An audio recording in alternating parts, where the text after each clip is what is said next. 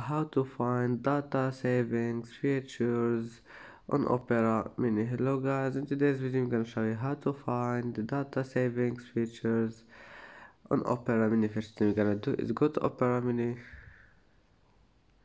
and then just click this one, Opera icon here, and now click settings and then go down until you find data savings and click on it,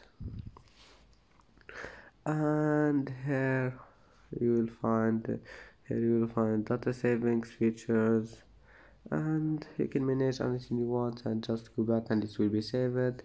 And that's how to find data savings features on Opera Mini. And that's it for today's video. If you like this video, please don't forget like and subscribe, and see you in the next video.